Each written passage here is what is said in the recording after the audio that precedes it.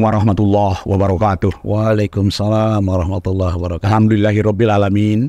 Wassalatu wassalamu ala asrafil anbiya'i mursalin wa ala alihi wa sahbihi ajma'in. Mari kita bersyukur kepada Allah Subhanahu wa taala yang telah memberikan karunia nikmat iman, kesempatan, kesehatan kepada kita hingga kita dapat bertemu kembali pada program podcast Infomu Pimpinan Wilayah Muhammadiyah Sumatera Utara dari Gedung Dakwah Muhammadiyah Jalan Singamangaraja 136 lantai 3. Sahabat dakwah Muhammadiyah dimanapun berada, hari ini kami kedatangan tamu spesial yang barangkali nanti kita akan banyak mengeksplor siapa beliau dan kita akan bercerita banyak tentang dunia kesehatan. Hadir di hadapan kita Dr. Kamal Basri Siregar, spesialis bedah onkologi. Beliau saat ini sedang menjadi dosen di Universitas Sumatera Utara USU, juga di UNSU, juga praktek di berbagai rumah sakit, termasuk Rumah Sakit Adam Malik dan Rumah Sakit Bunda Tamrin.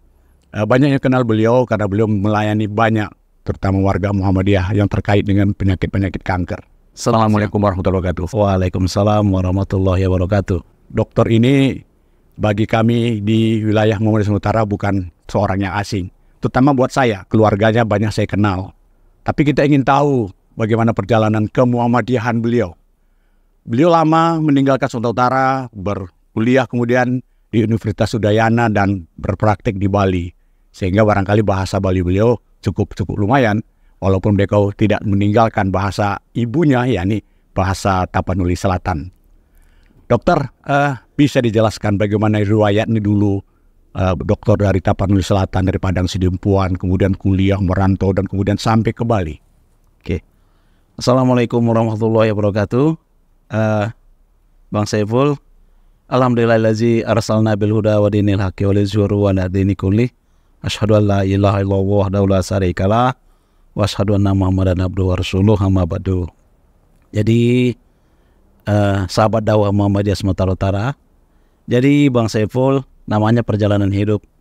Setelah gitu samat SMA di Sedempuan, SMA 2, entah gimana tangan ini lancang nih memilih Universitas Udayana di Bali. Waktu itu rasanya Bali masih jauh dan pengen tahu seperti apa sih Bali. Itu ikut tes? Ikut tes, tapi saya pilih Bali, alhamdulillah lulus. Ya, langsung pilih kedokteran? Langsung pilih kedokteran. Jadi gitu lulus kedokteran, di puskesmas sebentar, saya tugas di Asahan kurang lebih 3 tahun. Dan alhamdulillah sana saya terpilih, saya dokter teladan nasional. Ya. Saya bawakan nama Sumatera Utara, sungai yang terbaik juga di nasional di Jakarta. Habis itu kembali ke alma mater, kembali ke Udayana dan staf di sana kurang lebih sampai tahun 2010. 2010 baru pindah ke Universitas Sumatera Utara dan staf pengajar di FKUSU Medan. Di sanalah saya tempuh semua pendidikan S1, SP1 atau spesialis pendidikan 1 bedah, dan juga pendidikan bedah onkologi atau bedah kanker atau SP2, kemudian selanjutkan S3 di Universitas Sumatera Utara. Pengalaman apa yang paling menarik selama bertugas atau kuliah dan bertugas di Bali? Jadi mungkin yang perlu kita harus belajar banyak sama orang Bali. Ya. Gimana bisa mereka menghargai teman-teman dan sahabat. Kemudian yang kedua, mereka cukup menerima orang lain. Saya selama kerja atau selama staf mengajar di Udayana, saya tidak pernah merasa asing. Ya. Walaupun saya, maaf nih, mungkin cuma sendiri muslim di departemen bedah, mungkin orang Batak lagi sapi, tapi saya tidak pernah merasa asing dan itu saya anggap rumah saya sendiri. Dan orang Bali barangkali akomodatif ya dengan sangat akomodatif. Nah, yang paling berkesan saya rasa selama tugas di Bali adalah waktu terjadinya bom Bali 1, bom Bali 2 ya tahun 2002, 2004, bahwa bom Bali 1 saya kebetulan juga di UGD ya, dimana mengurus sekian banyak mayat dan sekian banyak korban. Alhamdulillah. Jadi di sana saya rasakan gimana kekompakan orang Bali yang patut kita contoh.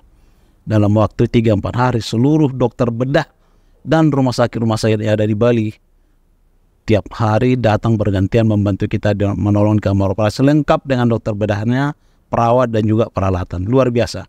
Demikian juga petugas-petugas kebersihan di rumah sakit yang sudah amis berbau darah, dalam waktu 3-4 hari semua CS cleaning service dari hotel-hotel bintang 5 bergiliran datang ke rumah sakit Sanglah. Luar biasa. Mungkin rasa seperti ini perlu kita contoh mungkin di perserikatan kita ya, supaya kita tetap kompak dan juga terutama di masyarakat kita Sumatera Utara. Sahabat dakwah Muhammadiyah cerita bagaimana hirup pikuknya Rumah Sakit Sanglah di Bali ketika bom Bali 1 dan 2 itu memang menjadi berita dunia yang nggak bisa kita lupakan. Semoga pengalaman pahit itu tidak akan pernah terulang lagi. Dan Dr. Kamal Basri merasa menjadi saksi hidup bagaimana peristiwa itu terjadi, turun di rumah sakit menolong sebagai kemanusiaan untuk mengatasi korban-korban. Kemudian setelah dari Bali, dokter kenapa pindah kembali ke Sumatera Utara? Kan enak di sana nih. Ya memang Bang Saiful, memang menurut saya paling nyaman hidup itu Bali. Ya. Nyaman, sangat nyaman. Tetapi mungkin gimana pun rasanya berkumpul dengan saudara itu jauh lebih enak ya. Kalau kita ada sesuatu apalagi kesulitan akan teringat saudara-saudara di kampung atau di Sumatera Utara. Jadi kemudian pas ada peluang untuk pindah ke USU, karena juga waktu itu bedah onkologi, bedah kanker sudah hampir habis, staf pengajar, jadi dimanfaatkan suasana sekalian pulang kampung. Spesialis bedah onkologi tidak banyak jumlahnya, Dok. Itu sekitar berapa yang ada Sumatera Utara? Kami di Sumatera Utara yang ada 9, tapi yang aktif tinggal 5. Itu kenapa? Apalagi pensiun. Pensiun. Berarti tidak bisa melakukan tugas-tugas. Ya mungkin dia kemarin nggak terlalu aktif lagi dan juga mengajar, tapi mungkin di rumah sakit sekitar Medan masih. Kenapa jumlah spesialis bedah ini begitu relatif sulit barangkali? Jadi gini Bang Saiful, spesialis bedah onkologi itu harus mulai dari bedah umum dulu. Belum boleh ngambil langsung. Jadi mungkin kawan-kawan setelah merasa nyaman di bedah umum, susah, malas melanjung spesialisnya ya. Untuk spesialisnya. Padahal sebenarnya tinggal 2 tahun atau 4 semester. Jadi memang sangat terbatas. Jadi kita harapkan mudah-mudahan tahun depan di USU akan kita buka pendidikan bedah konsultan onkologi. Nggak perlu ke Jawa lagi insya Allah. Oh selama ini harus ke Jawa? Belum ada. Dan dari 5 orang yang masih aktif itu laki semua atau ada perempuan? Laki semua. Nah ini problemnya. Apakah barangkali dokter wanita juga tidak kuat, barangkali itu bagaimana gitu. Dokter sehari-hari menangani persoalan-persoalan penyakit terutama kanker. Ya. Nah ini persoalan penyakit kanker ini persoalan yang sangat serius di Indonesia. Bisa dijelaskan kenapa penderita kanker begitu tinggi? Oke, Bang Saiful. Jadi memang saya dapat jelaskan sih bahwa tahun ke tahun penyakit atau penderita kanker itu baik prevalensi ataupun insidennya sangat meningkat. Terutama dalam hal ini yang paling menonjol sekarang kanker payudara. Kanker payudara menempati urutan pertama dari kanker sekarang pada wanita. Nah, penyebabnya kenapa semakin meningkat saya lihat kesadaran kita yang sudah makin menurun terhadap menjaga makanan-makanan yang sesuai dengan cepat saji ya. Cuma cepat saji, kemudian pakai penyedap dan segala macam.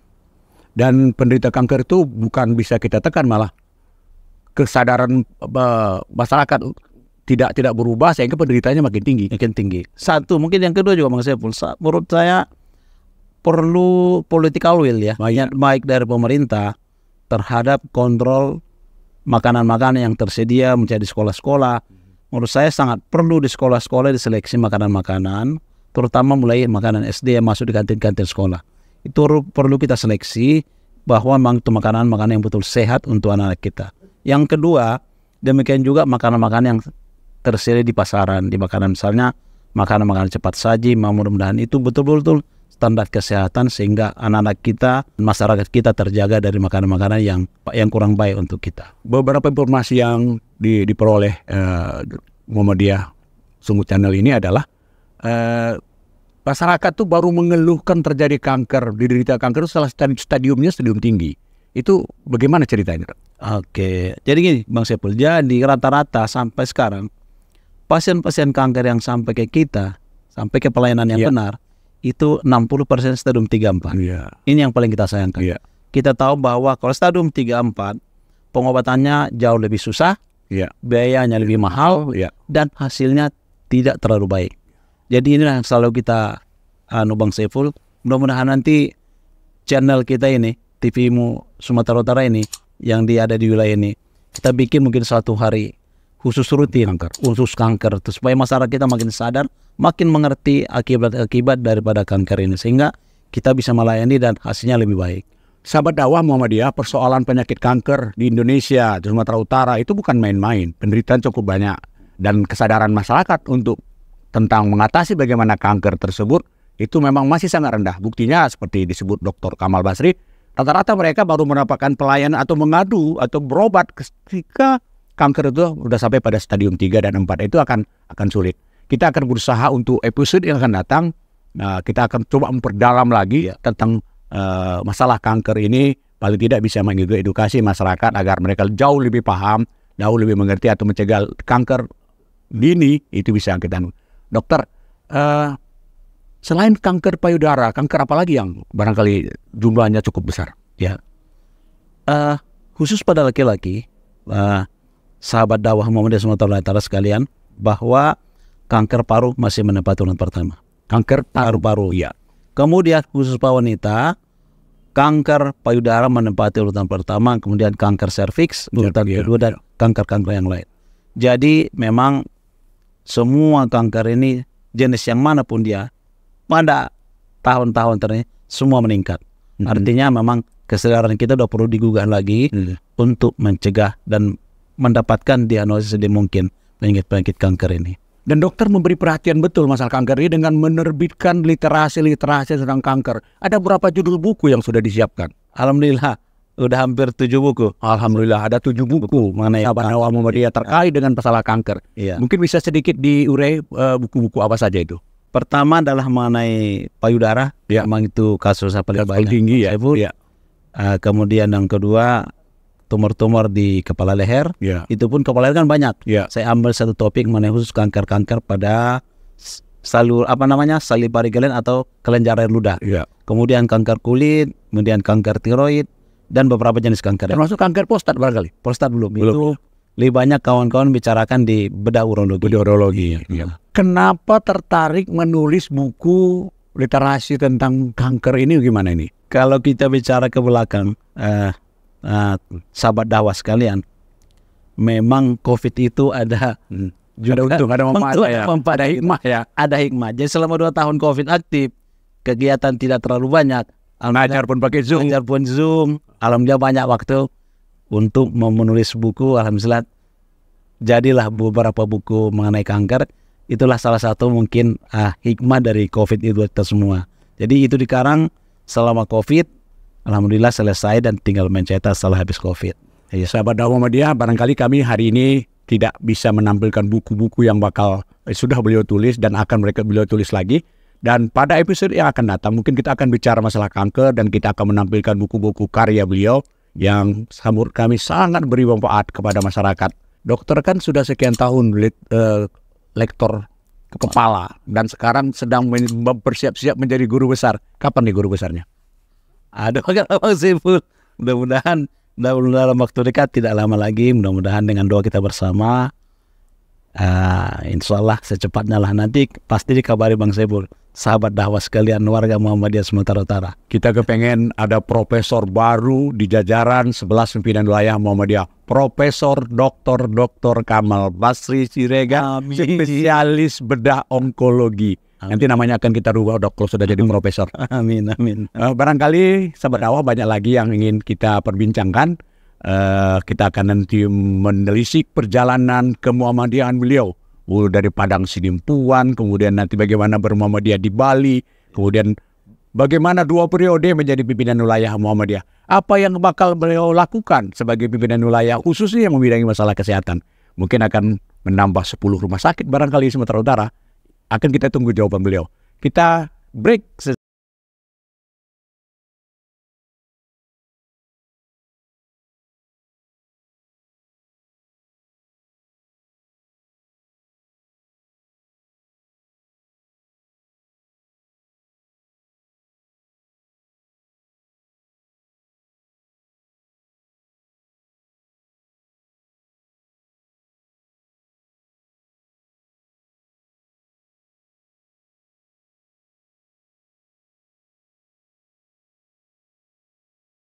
Wah Muhammadiyah dimanapun Anda berada, tadi sudah mendapat penjelasan dari Dr.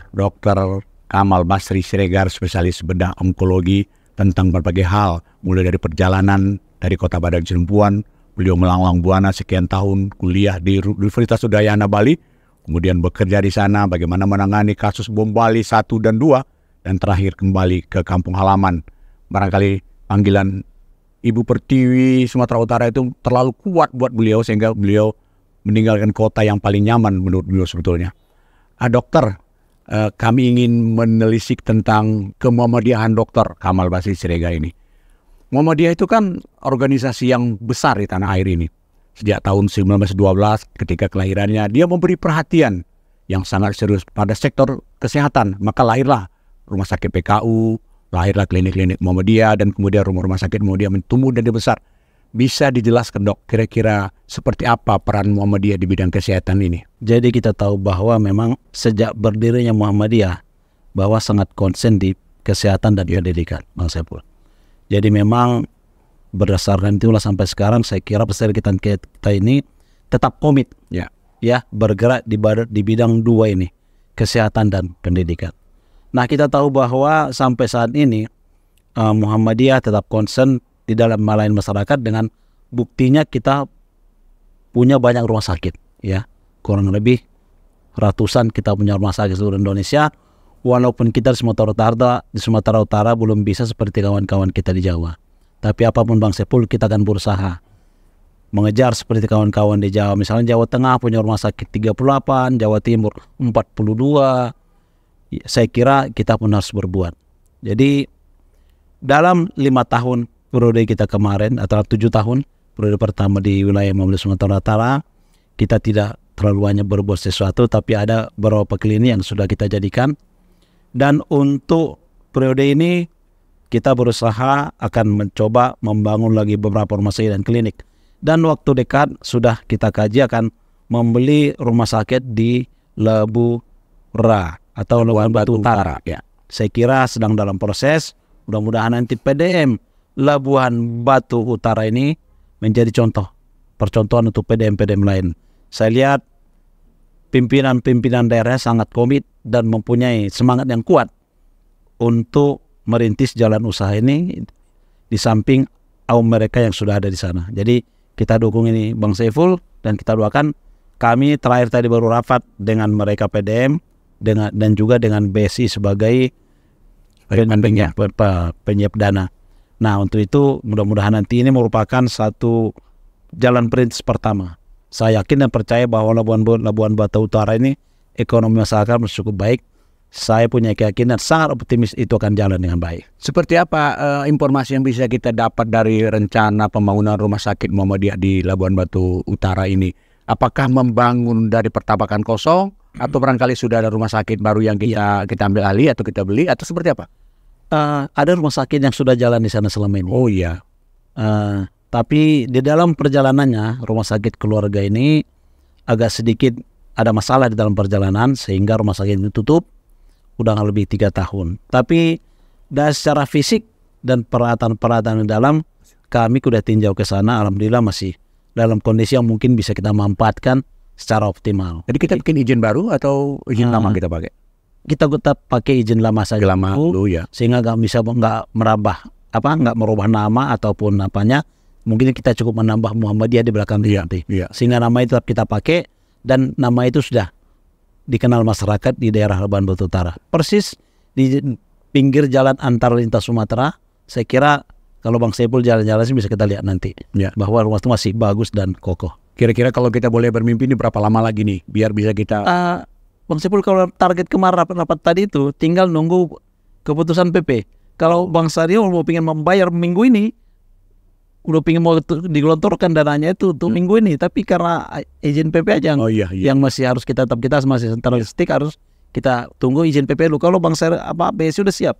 Tadi rapat kami kalau bisa tahun ini beban saya nih, kata Kanwil BSI-nya, bahwa beban saya ini harus diselesaikan, dia bilang. Muhammadiyah memang kuat di sektor pendidikan, kesehatan, kemudian sosial. Nah, mungkin di majelis kesehatan atau ketika raker PIM di pusat, seperti apa gambaran skenario yang mungkin dilakukan untuk membangun amal-amal usaha kesehatan?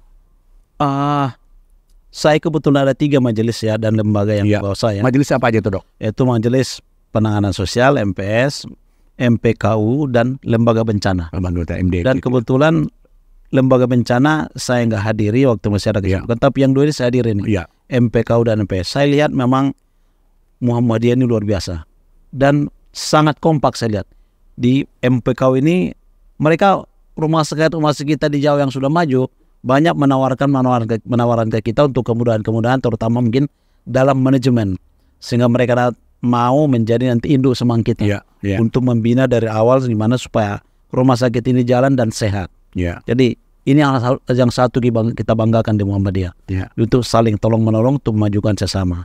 Ini harus kita pelihara menurut saya Bang Saiful, bahwa disitulah yang perlu kita unggulkan di Muhammadiyah ini. Barangkali skenario ada nggak skenario kalau ada kata rumah sakit barangkali terlalu besar modalnya, tapi barangkali membangun klinik-klinik pertama di daerah bagaimana ceritanya? Sebenarnya sekarang dari pemerintah dalam ini BPJS kita bilang sangat membuka peluang itu. Sebenarnya retail yang seharusnya salah satu kita manfaatkan supaya juga Muhammadiyah makin banyak berperan di kalangan masyarakat bawah.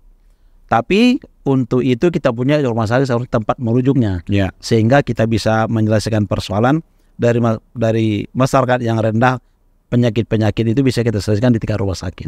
Jadi memang harus sama-sama berkembang Saiful. Jadi klinik-klinik bisa kita kembangkan, tapi rumah sakitnya pun harus kita sediakan sebagai tempat rujuk.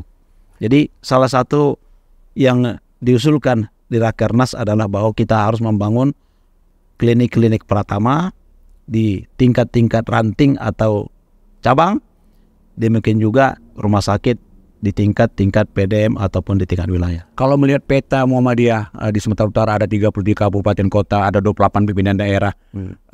Daerah mana yang mungkin untuk membangun klinik pertama atau membangun rumah sakit seperti Labuan Batu Utara ini? Saya lihat beberapa sangat tergantung semangat PDM-nya, Bang. Sangat tergantung kekompakan dan semangat mereka. Saya lihat salah satu di samping PDM Labuan Batu Utara mungkin Asahan mungkin salah satu pilihan kita. Potensinya cukup dan juga mungkin masyarakat daerah pantai itu mereka kemampuan ekonomi. Dan sana sudah ada klinik pertama kita ya, Asia punya. Di Siantar juga udah ada klinik pertama juga. Jadi beberapa memang sudah jalan. Kita harapkan nanti di situ akan timbul beberapa usaha lagi, terutama rumah sakit. Tapi membangun rumah sakit kan bukan pekerjaan yang mudah, Dok, karena arus modal dari luar, rumah sakit asing sekarang itu juga tumbuh. Bagaimana menghadapi ini? Inilah harus kita ambil peluang nih, Bang Saiful dan sahabat dakwah Muhammadiyah Sumatera Utara. Kita harus ikut mengambil peluang ini karena jelas BPJS uangnya sudah tersedia di sana. Tinggal kita gimana caranya. Muhammadiyah ini mungkin dalam tahap pertama dari ikut masing-masing PDM paling nggak masing-masing punya klinik pertama, ya. Jadi dengan cara ini pelan-pelan kita tingkatkan. Memang kita tahu rumah sakit itu adalah high teknologi, high modal, SDM juga seperti itu. Sehingga memang dari sisi memang rumah sakit kalau mempunyai suatu, kita bilang kalau industri berrumah sakitan itu mempunyai yang modal yang tinggi dan juga high teknologi. Jadi gimana pun saya kira kita perlu belajar ke kawan-kawan bagi rumah sakit yang sudah maju di Jawa sehingga kita bisa ambil alih untuk dipindahkan sebagian cara-cara mereka di Sumatera Utara.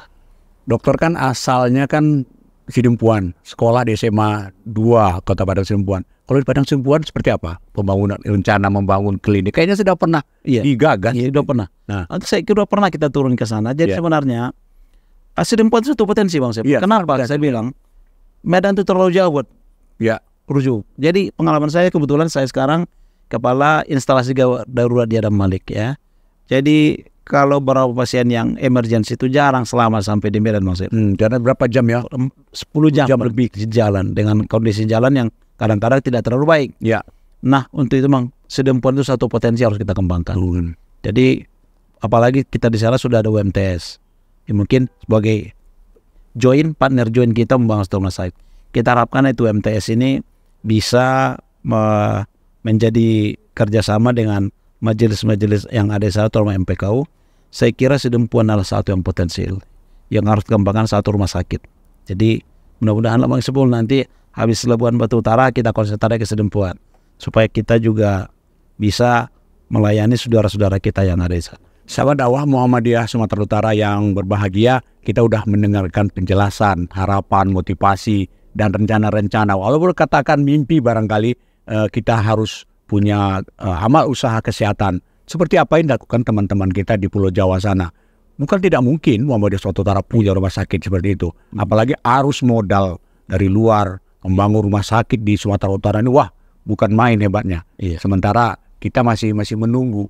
Kayaknya rekan-rekan pimpinan daerah Muhammadiyah di Sumatera Utara harus ambil peran di sini, harus membangun komitmen bersama jamaah Muhammadiyah lainnya agar di beberapa daerah seperti sebut tadi Labuan Batu Utara, Padang Sidempuan, Siantar, dan beberapa daerah potensial lainnya, Asahan barang lagi bisa segera membangun, berinisiasi untuk membangun amal usaha kesehatan tersebut. Selain Muhammadiyah juga barangkali Aisyah akan bisa berperan.